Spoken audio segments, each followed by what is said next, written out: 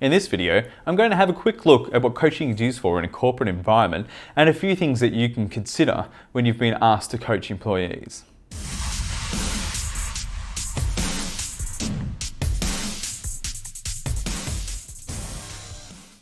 Ahoy, Bryce here from Brighter Training, where we aim to help you and your business grow by utilising positive disruption in combination with our bespoke training programs. And remember, if you find this video helpful, please leave us a like and subscribe. It really does help us out. So, what is coaching? Well, it can be defined as a method of directing or instructing and training a person or a group of people with the aim to achieve a goal or develop specific skills. It's different to mentoring or giving feedback.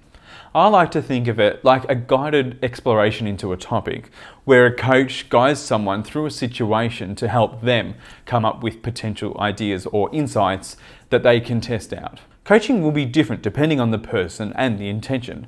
So a coaching conversation with a top performer is going to look a lot different to a coaching conversation that you're going to have with a junior staff member.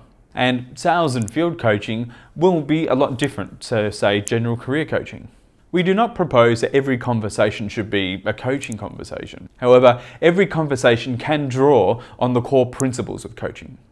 In particular, appropriate use of questions, attentive listening, a structured approach such as the GROW model or something similar.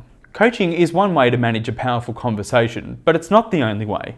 Sometimes coaching is inappropriate and other interventions are required. So here are a few things to consider when coaching. Firstly, it takes time to show the value and earn respect.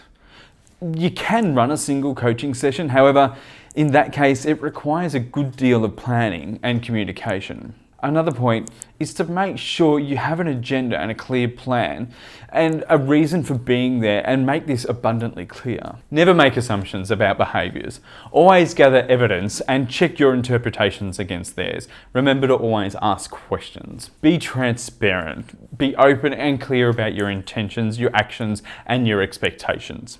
Remember, it's about the person that you are coaching. It's about support and development, not about identifying where someone is wrong or assigning blame. Coaching is about solutions and not problems. It's not feedback, it's exploring options to reach a target. Here are a few situations where coaching may not be appropriate. Inadequate aptitude. The person is very inexperienced in the role or the task that you've asked them to do, and therefore does not have the knowledge or the experience necessary to find solutions. Just as an example, if I don't know how to use Microsoft Word, asking me open questions about how to change fonts is not going to help me. And in fact, it can cause me more frustration.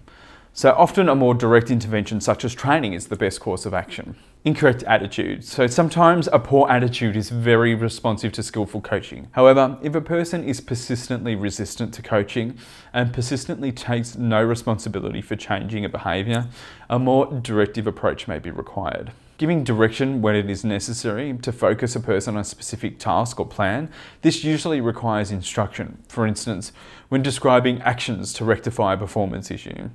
A two-way conversation may follow to ensure clarity and commitment, but the initial direction is not a coaching conversation. Ultimately, coaching can be a great time saver, but if results are needed urgently, a different approach may be needed. For instance, if a proposal is due in, say, 30 minutes and it's full of errors, instructions and direction are probably required. Coaching is not therapy.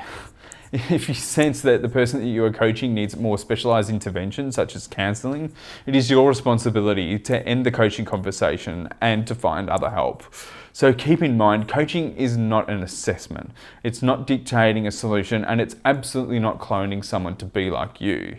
It's about empowering them to find solutions for themselves. You know what it is, and you have a few tips to consider on when and when not to formally coach. One popular model which you can look up is called the GROW model. It encourages people to structure a coaching conversation based on identifying a goal, being clear on your current reality, creation of options, and then committing to a way forward. A good way of thinking about the GROW model is to think about how you'd plan a journey. First, you decide where you want to be going, that's your goal, and establish where you currently are, so your current reality. You then explore various routes, the options, to get to your destination. In the final step, establishing the will, you ensure that you're committed to making the journey and are prepared for the obstacles that you could meet along the way. To To be a good coach, practice different questioning techniques and learn to actively listen. Remember, your role isn't to do the talking and to provide answers and options. It's to prompt and guide someone to really explore options for themselves. Coaching conversations can occur spontaneously or as part of a formal development plan, so understanding how to conduct them is a pretty vital business skill. For more information on formal training around coaching or any other essential business skill, be sure to reach out to us to discuss development opportunities for yourself or for your team. Our contact details can be found on our website, which is listed in the description below. Thanks again for joining me, and I hope you have a great day.